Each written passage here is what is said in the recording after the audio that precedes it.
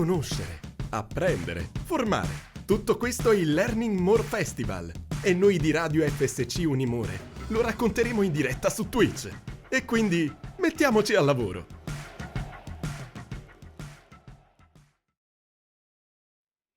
And we're back. Good afternoon, everyone. I'm Pietro from Radio FSC-Unimore, and today we are here in Spazio F, Modena, for an exclusive interview with Professor Naomi Baron. Professor, good afternoon. Thank you for being here. Is this your first time here at Learning More Festival?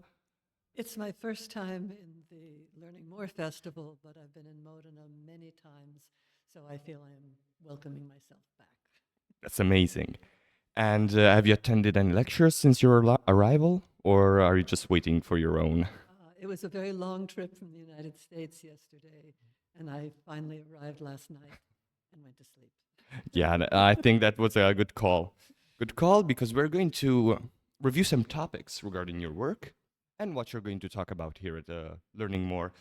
I wanted to ask you, your work showcases much interest in generative AI and how its implications could potentially alter writing and reading in the future. You will be giving a lecture about these topics soon. What will be the critical points? What are you going to analyze without obviously spoiling too much the content of said lecture?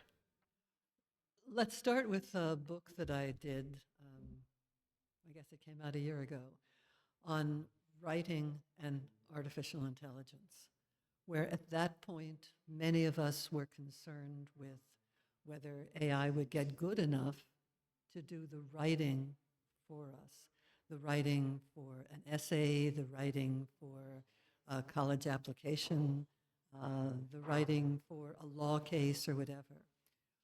As AI has continued to get better and better, that is generative AI, what's clear is now you can rely on AI to do a lot of the reading that you would have ordinarily done yourself on your behalf.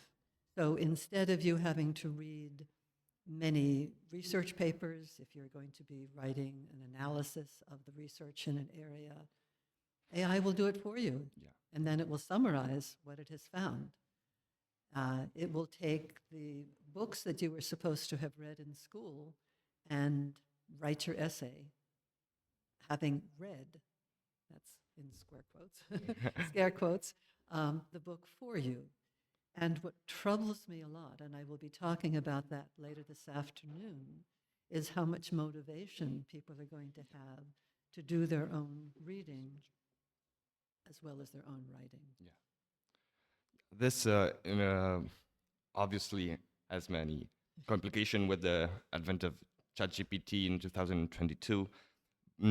But here in Europe, we already have some regulations regarding AI.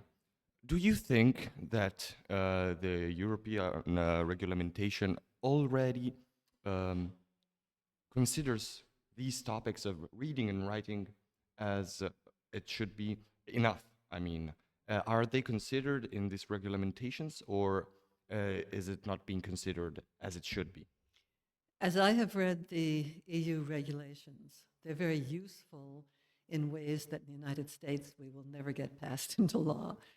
But the kinds of concerns that I have about how we end up ourselves as individuals in our private lives, or in the jobs that we have, or in the schoolwork that we do, I worry about how in the world you could ever regulate what a student is doing or not doing, what a lawyer, what a grant writer, what anyone in a profession, not just the students, is using the technology for. So if you look at the research, you'll find that students use generative AI for both writing and reading purposes more than their faculty think they do. Yeah. Within the professions, again, I'll speak for the United States, the professions are encouraging people to use these technologies, assuming essentially you're going to be having that employer working more quickly, maybe more accurately, And if you live in a commercial world, as many of us do, that saves the corporation or the business money by having you work better, faster. So I don't know how you regulate that. You can have people sign honesty oaths saying, I did not use such and such. And I'll be talking about a little bit of that this afternoon, not about signing the honesty oaths, but about people using AI to, in this particular case, review manuscripts that they say they reviewed themselves, but in actual fact, it was some large language model that did the work.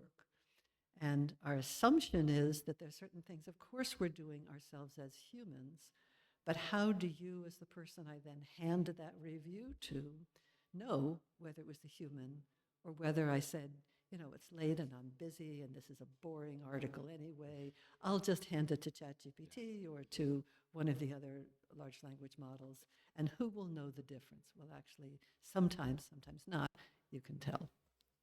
Yeah, obviously. I wanted to ask you if, in a perspective of people who are passionate about the research and especially people who take an historical perspective regarding what has been the evolution of writing and technology, will this mean that also their work will be compromised, given that other people will start maybe working unethically via AI, or are we not in front of a paradigm shift in writing essays and research papers? It's really too soon to answer that question. And I say that in a particular context. Some of my earlier work has been on how we read in print versus how we read digitally. I was writing a book starting in 2020, way back, 2012, on reading in print versus reading digitally. And that was just the point when people were starting to use the Kindle, starting to use tablets heavily. And the projection was no one's going to read print anymore. That did not turn out to be true, because an awful lot of people said, including me and including researchers and including everyday people who happen to like print for various reasons, there are things that print can do that digital can't. In much the same way, what you're finding today when you interview, say, students, a number of them will say, I could use these AI tools, but I don't want to. Even if it could write better than I can, I'd rather the words reflect what I know, what I think, what my personality is. Therefore, it's hard to know at this stage what the general public is going to feel. It's hard to know what specific individuals will feel. What we do know is that with the current technology, there still are lots and lots of mistakes that are made. There's lots of hallucination.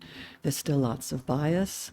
And there's kind of a mono perspective as opposed to multi-perspectives, which is what you get, going back to reading for a moment, when you have different people reading the same material and coming up with their own interpretations rather than here's the interpretation. Now, it's also true if you ask the same question twice of ChatGPT, you'll get two different answers, but not necessarily two different real perspectives. Wow, thank you. Thank you for your time and your participation. This was the last question. We're really glad to have had you here. Good luck for your lecture. I don't think you'll need it. And welcome back to Modena. Thank you so much. It's been a pleasure talking.